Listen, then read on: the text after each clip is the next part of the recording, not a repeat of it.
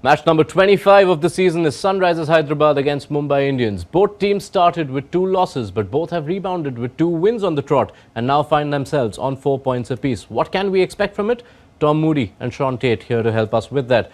Shaun, similar trajectories for both teams, and given how tight that points table is right now, every win becomes so important. It is, I mean, you can probably continue to say this, but an important stage of the tournament, but more so important stage, important game for both teams, obviously on the similar path at the moment. Maybe just that extra breakaway win might send one up that path a bit quicker, I suppose, yeah.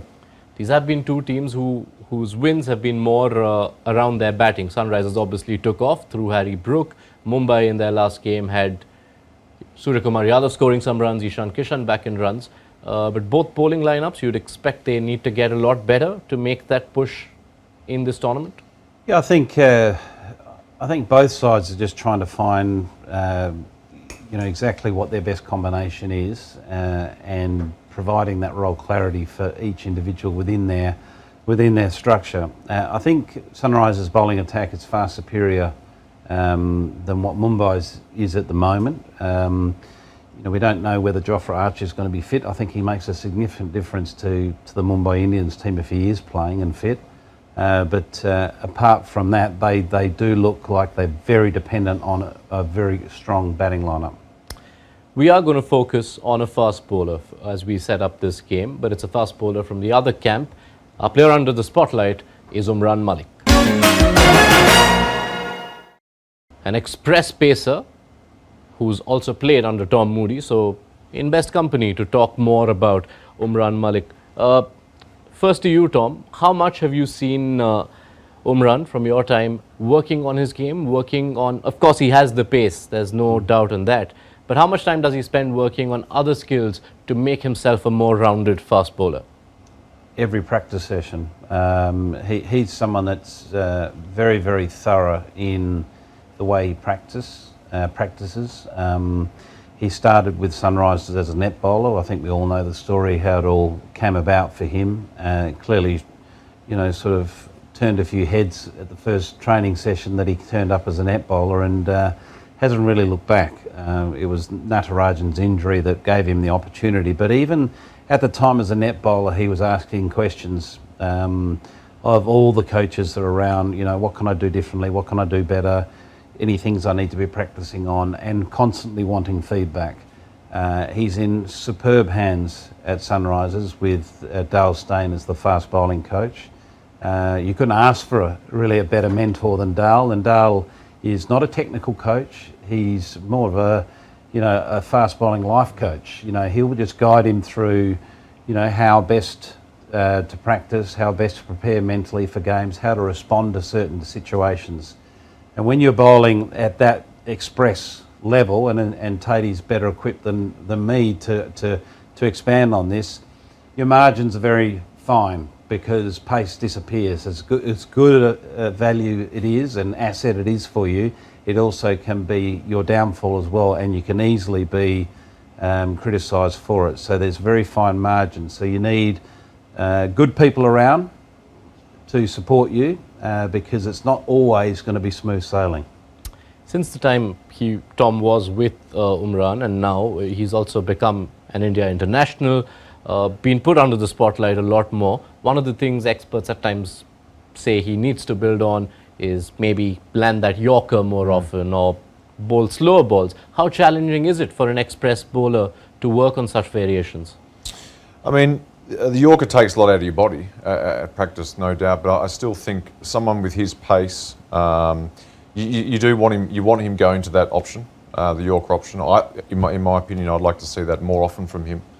You don't know what's happening, like Mood said, he's got Dale Steyn there, and who better to guide him through all that. But you don't know what, I know with analytics as well, that sometimes changes things. I know in my time there was a season where I came to the IPL and I would bowl Yorkers as I did, and then the next season the analytics sort of came into it a bit more, and they said, you actually, from what we see, you're better off bringing your length back a bit, and this is working for you as well. And that didn't seem to work, and then the next year I went back to the Yorker and it seemed to work. So we don't know what's happening in their camp with all that stuff. So that sometimes can change a bowler's mindset and what he wants to do at the death, for example. But I believe, with him, it's you want to see him running in, bowling fast, and hitting his Yorkers at the death, because he'd be lethal if they can use him as that option. But what I will say about him is his areas have improved, and that might be something Dale's had quite a bit of influence on. His areas in general, and his control has improved a bit, I think. Yeah. Here's something we run up for you through the data, Shaun, which you'll find interesting. We ran up the numbers. Umran Malik's pace in the IPL, average speed 144.5, fastest 156.9. Look at that other side of the table. Shaun Tait, average 145, fastest 157. Eerie similarity. Yeah, very similar. I think he's probably got a bit more control than what I had, though. I think he's got me covered there. So, look, he's, like Moody said, you're going to get criticised as a fast bowler, and you can look very inconsistent, because you're trying to bowl 150, you're trying to take wickets, and there's going to be those games where it gets very messy and ugly for you. But I think for someone like him, if he can just hang in there and get his consistency percentage better, and he's got Dale there who was great at that. So, yeah. Which takes me to the other part of what you saw, Tom. How does he respond to the days? Like you said, it can be easy for fast bowlers to disappear as well. How did Umran Malik respond to the days when it didn't go to plan? Yeah, I think like any young player that has a setback, firstly it sort of hits them, but when you've got good people around, whether it be teammates or coaches, they're the ones that can take that sort of pressure away from you and put it all into perspective for you, because it's just another learning opportunity, and at times bowlers like Umran and batters that are those type of dynamic sort of power players that strike it over 150, they're going to have very good days where have you out of your seat jumping up and down, and then they're going to have days where you think, I can't believe he's hit that straight down deep mid-off's throat. So you can't have it both ways. They're genuine match winners, and Umran Malik will turn up and it more than on one occasion will win games for Sunrisers this year if they have the trust and faith and support around him consistently. He'll do the job for him, and he'll have days that he's going to be expensive, but that's the nature of the beast. He hasn't started turning up just yet for Sunrisers Hyderabad the way he did in IPL 2022. Will that begin against Mumbai Indians?